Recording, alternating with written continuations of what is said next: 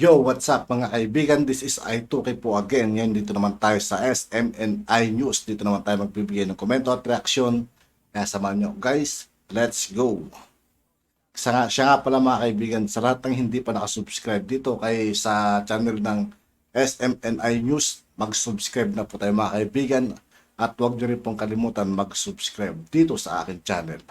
Wait, double check natin guys kung nakasubscribe na ba tayo. Nakasubscribe na tayo guys. I-all na lang natin. Yan. Then guys, simulan na natin. Let's go. SMNI. Truth that matters.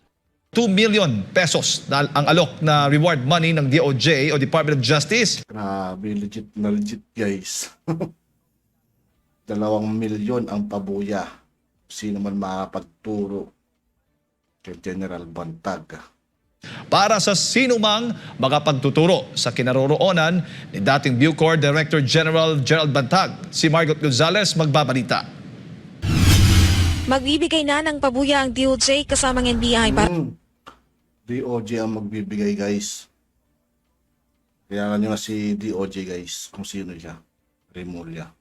matunto na ang wanted na si dating Bucor Director General Gerald Bantag at si dating Bucor Jail Officer Ricardo Solueta. Ang halaga ng reward money para kay Bantag, 2 million pesos. Habang 1 milyong piso naman ang pabuya para sa makakapagturo ng kinaroroonan ni Solueta. Inalabas na rin ng DOJ Ano? Legit talaga guys. Na-wanted to talaga sila. Ano kaya masasabi rito ng mga tagahanga ni Bantag?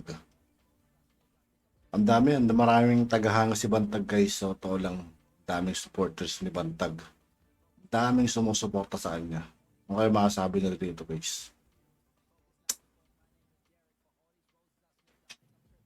ang wanted poster Paalala ko lang guys ha, ako wala akong kinakampihan dito. Ang kwan ko lang naman dito is gusto ko lang malaman kung ano yung nangyayari sa gobyerno at nagbibigay lang tayo ng komento at reaksyon. Sa mahalaga, wala akong kinakampihan dito. para sa dalawa kung saan si Bantag ay may last known address Nagkaunlaran Village, Dagat-Dagatan, Northern NCR. Habang sa Solueta ay may last known address na Pandi Ricardo Solueta, 1 milyon ang reward guys. 1 milyon naman kay Solueta. Height, Kakarong, Matanda, Pandi, Bulacan, Central Luzon. Matatanda na 2 warrant of arrest ang naka-issue laban sa dalawa mula sa Muntinlupa at Las Piñas RTC. Ito ay dahil sa murder cases na naisampa sa kanila ng DOJ matapos ang Kala ko natabunan na. Dahil di ba ang daming nagsisilabasan na kaso ni Bantag. Kala ko natabunan tong kay Percy Lapid. E ngayon, dito na. Mahataw ngayon dito. At tagpabuya pa sila. 2 milyon at 1 milyon. 2 milyon kay Bantag, 1 milyon kay Solueta. Grabe. pagpatay sa mamahayag na si Percy Lapid at sa bilibid inmate na si Jean Villamor. Sa sinampang mga kaso laban kay Bantag at Solueta, sila ang tinuturong mastermind sa krimen. It is crucial that these individuals are brought to justice and held accountable for their alleged actions.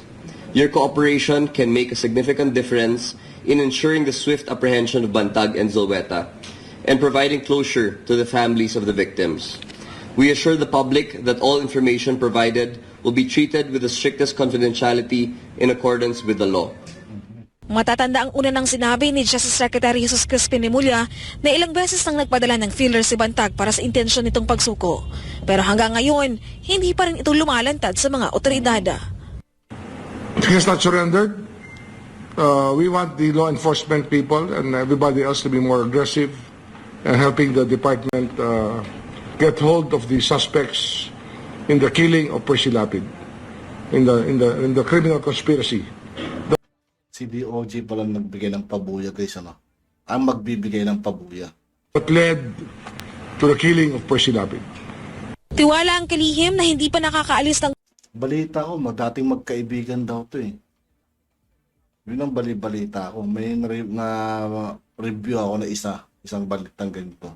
Sinabi dating magkaibigan daw si General Bantag at si DOJ Rimulya.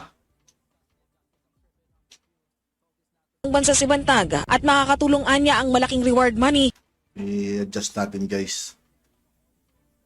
Ulitin na lang natin. Mamaya kasi may mag-comment na huwag ka muna magsasalita, sabi.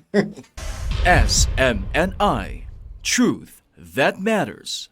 2 million pesos na ang alok na reward money ng DOJ o Department of Justice para sa sinumang makapagtuturo sa kinaroroonan ni dating Bucor Director General Gerald Bantag. Si Margot Gonzales magbabalita.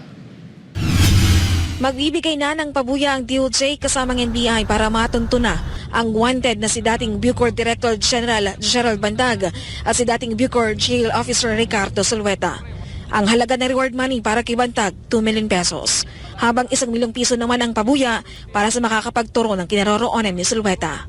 Inalabas na rin ng DOJ ang wanted poster para sa dalawa kung saan si Bantag ay may last known address na Kaunlaran Village, Dagat-Dagatan, Northern NCR. Habang sa Solueta ay may last known address na Pandi Height, Kakarong Matanda, Pandi, Bulacan, Central Luzon. Matatanda na 2 warrant of arrest ang naka-issue laban sa dalawa mula sa Muntinlupa at Las Piñas RTC. Ito ay dahil sa murder cases na naisampa sa kanila ng DOJ matapos ang pagpatay sa mamahayag na si Percy Lapid at sa bilibid inmate na si John Villamor. Sa sinampang mga kaso laban kay Bantag at Solueta, sila ang tinuturong mastermind sa krimen.